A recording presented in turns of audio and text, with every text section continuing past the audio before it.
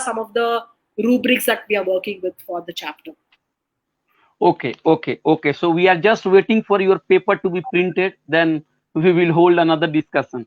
Sure. Preeti, I think now we were mostly talking about your book and the theories. Let me take some questions which are related to our day-to-day life, that is linked to politics and society. You know that our media houses, they are very much dependent on corporate players and the patronage from government.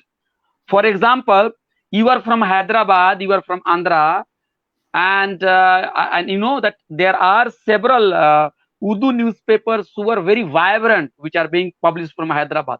But we, sitting in Delhi, in North India, there is no one newspaper which is coming from the community which is printed in Urdu language.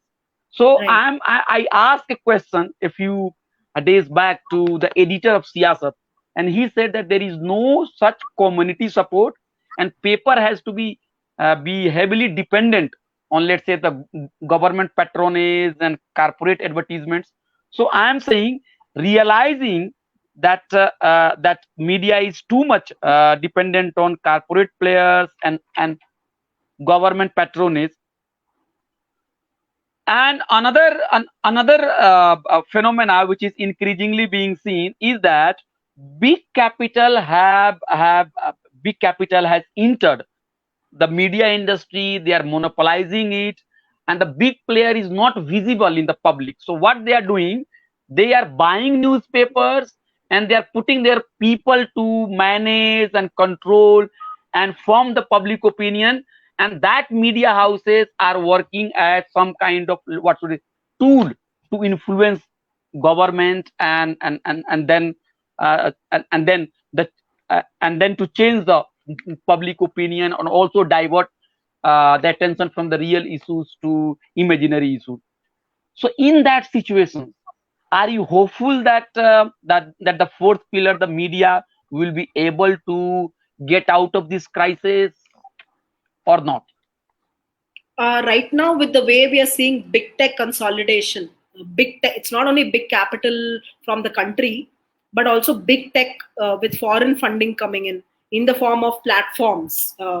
Companies like Facebook and Google, which are increasingly heavily investing in not just in India but in Africa. They are actually laying undersea cables and things like that. And there is, a Facebook version of the internet which is called Free Basics, which also they wanted to launch in India, but we really vociferously resisted that, and on the principles of net neutrality and all of that. So, speaking of hope, the idea is that, we also have a lot of small independent outlets which are struggling to survive, but there is a lot of good work happening. So that is the hope. We don't have to look towards big tech and big capital for hope. I think there is no hope there, but the hope lies in independent players. And for example, spaces like the News Minute in the South, for example. Similarly, spaces like News Laundry. These are all spaces where one finds some kind of engagement with a critical kind of a lens, and that's very, very heartening. And hopefully also spaces like community media and community radio. Okay. So I have got 2-3 questions, and then we will wind it up. But my friend Sanjay Kumar, who is teaching at Mahatma Gandhi University in Motihari, Bihar, has sent you a questions. I think I am just putting it on the screen. Professor Sanjay Kumar has a question. How does the community radio bring about social transformation? Can it be compared with the phenomena of the Man Ki Baat? The Prime Minister's Man Ki Baat, is it an example of what should I say, community radio, or is it not? To answer the second question first, it's not community radio, because that is actually public service broadcasting, which is now being made into a state broadcaster, right? That is the subversion of the idea of the public service broadcaster that's happening. How can community radio bring about social transformation? It can. The idea that a technology or a media can bring about social transformation is a very utopian one, because at the end of the day, media is about the people who use it. So at the best, community radio can serve as a space for all kinds of voices. So that itself should bring in some kind of transformation to open it up to people who are otherwise not able to find space in the mainstream media. That idea itself is a very useful one to think about transformation in politics or in society. Okay, Preeti, I think let me also ask you a question or your view or your comment on the new that the Information Technology Intermediary Guidelines and Digital Media Ethics Code rules 2021, which has been recently notified by the government. I think it was notified on February 25th, 2021. So Shashi Kumar, who is the chairperson of Asian School of Journalism, he wrote a piece in Hindu 2 days back, and he is very critical of this new, what should I say, this new regulatory laws, you could say, the Information Technology Rules 2021, and he says the argument is like that it will be hitting a small digital news media which are providing some kind of critique of the policies of the government, where the mainstream media is very much managed by those who are sitting at the top. So are you also equally worried about such kind of regulatory body being set up and such laws which are being made?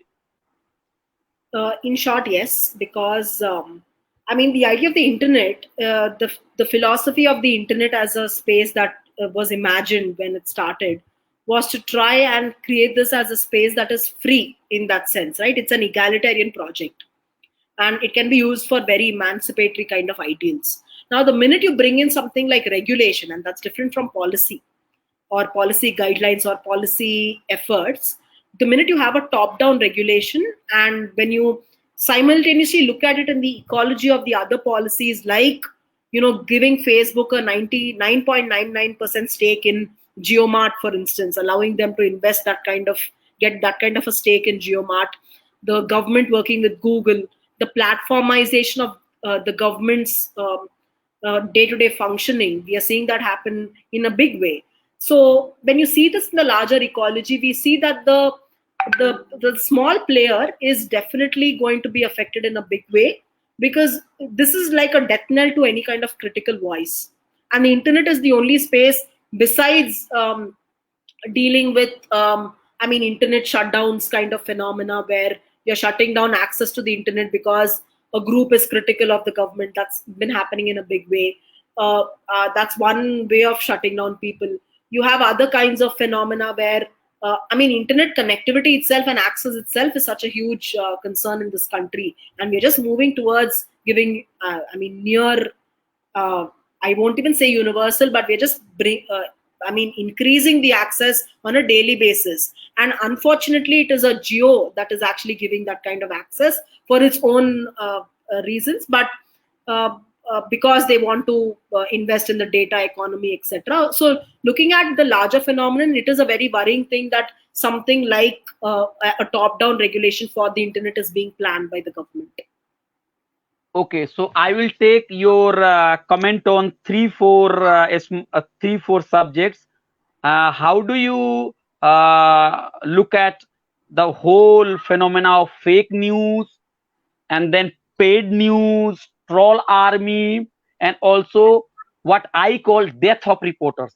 In most of newspapers and media, we'll find that a reporter as a tribe, as a group of people, is no longer needed. I think you have people sitting in the office, in the newsroom.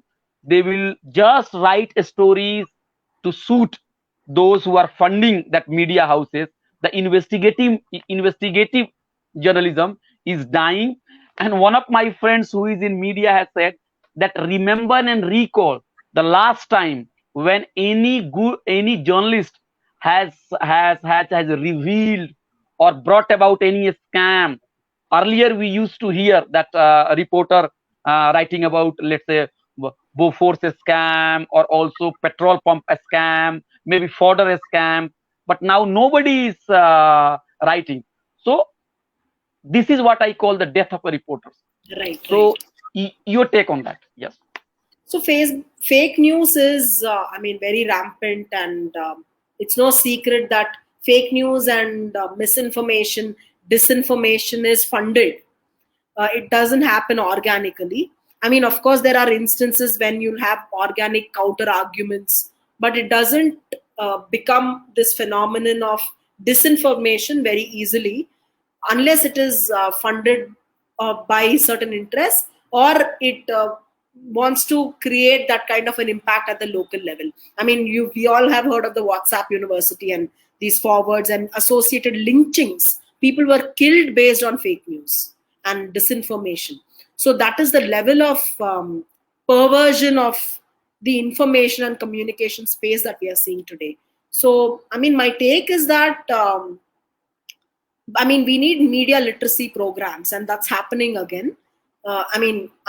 Unfortunately, I'm not very disillusioned yet, because even when you say that where do you find hope, I do find hope in smaller spaces, and my effort is to document and present these smaller spaces. So, for example, there are fact checking organizations that work with the idea of checking fake news. Mr. Sin, I forget his name, but he works from Gujarat. Alt news. Alt News, yeah. So I mean, that's a great organization. Similarly, in Hyderabad, you have Factly, for which we did a small report, again, a research report. So the idea is to engage with these kind of spaces in order to constantly work with them to dispel misinformation and disinformation. And again, it's an ongoing process. It's a tough process, but it has to be done.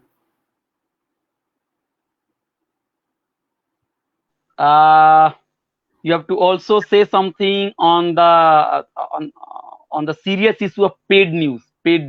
Everything is decided before election starts. I think the journalists have already made out their opinion that what they have to write. No, but this is not a new phenomenon. Paid news has been there for a while, but the degree of being bought by whichever kind of system or whichever kind of funding agency or organization, the degree has increased manifold. Paid news has been there for a while, and you always had yellow journalism, you had paid news, you had that kind of work happening. But now it's a complete wipeout of the mainstream media in that sense, except for one or two, players and one or two programs, actually, not even entire organizations. One or two people who are courageous enough to carry forward certain programs. This is no secret, and I don't know what I can comment on it, because I've given up on the mainstream media in that sense. I mean, however, having said that, as somebody who is working with young aspiring journalists and trying to inculcate some kind of a worldview and sensibilities in them, the idea is that it should pay off in the long run. I mean, we need to work with young people. We need to be able to do that. Okay, Preeti, I think I do a review of how newspapers cover a particular event for a news portal. So I could recall when Prime Minister, at the time of Corona lockdown, he went to Ayodhya and he did Bhumi Pujan there, I think some 6 months back.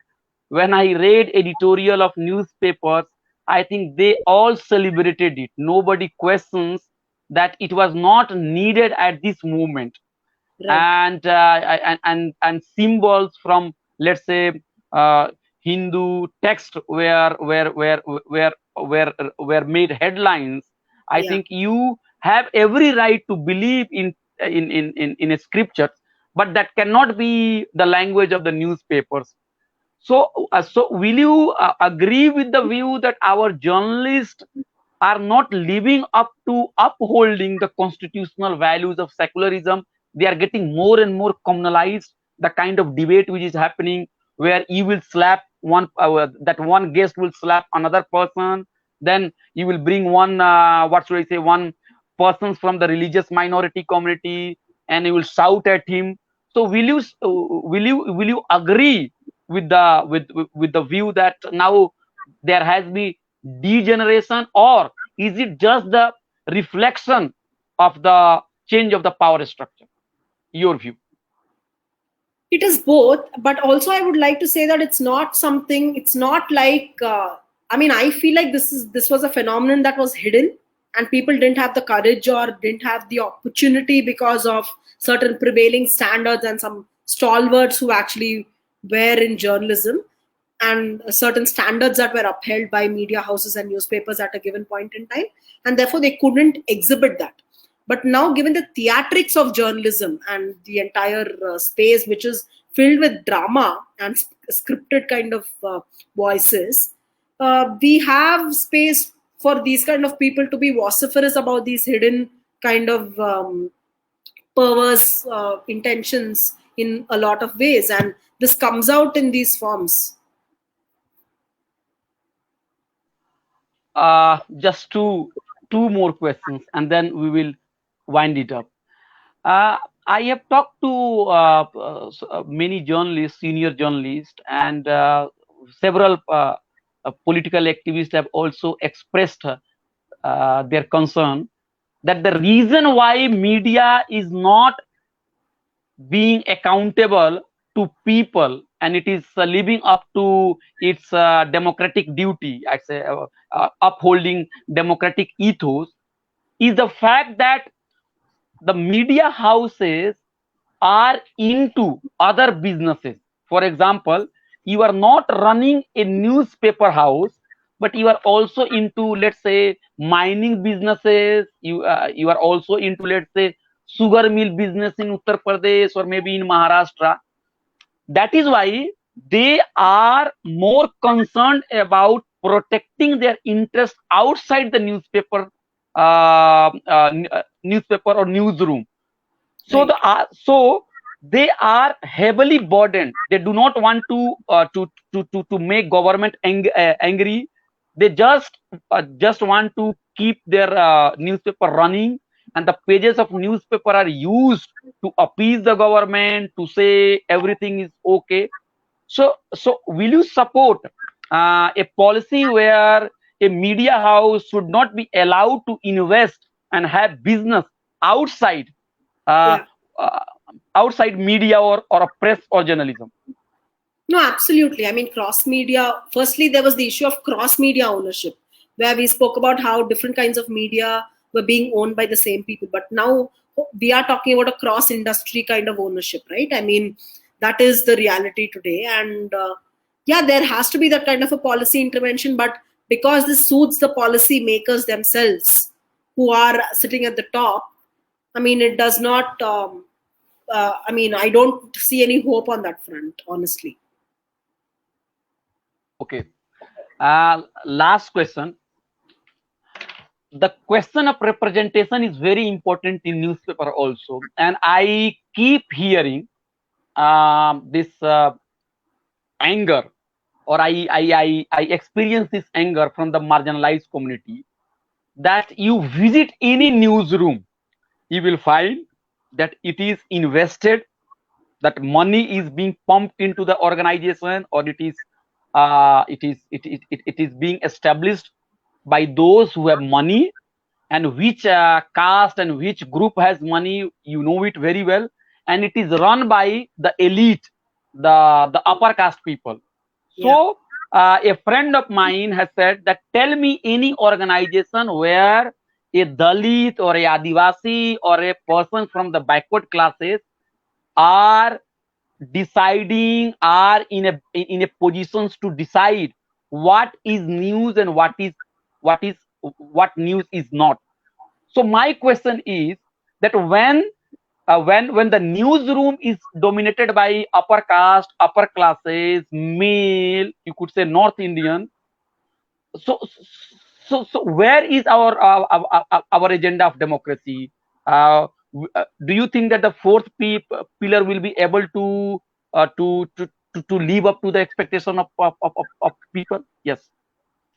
I mean, that is a, I mean, this has been, these kind of conversations have been happening in media research as well. I mean, when we see, I mean, representation in newsrooms and we want to look at that kind of work, there's hardly any kind of, I don't even want to call it representation, but kind of a plural composition, because representation again carries the risk of it becoming tokenistic, which we are very, very good with in this country. So the idea that we need to create a plural space where we have all people from all kinds of walks of life coming in to work.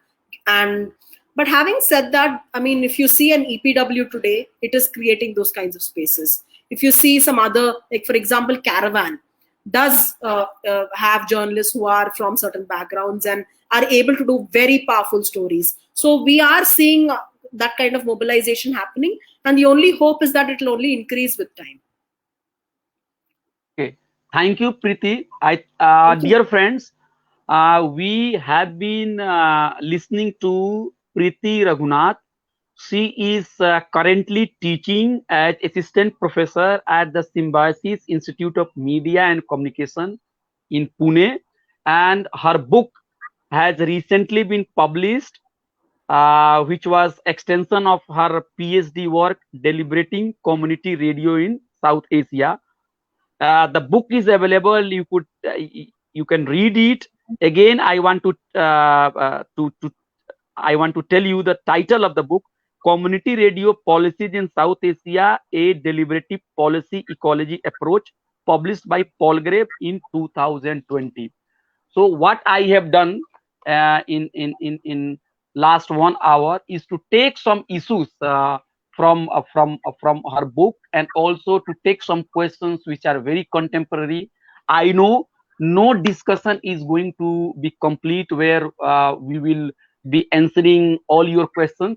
Preeti is very much present on social media. She is on Facebook, she is on Twitter, and you could also send her your questions on the website of Symbiosis. She is a faculty member there, Symbiosis Pune. She also has got one separate profile page. So now my job is almost over.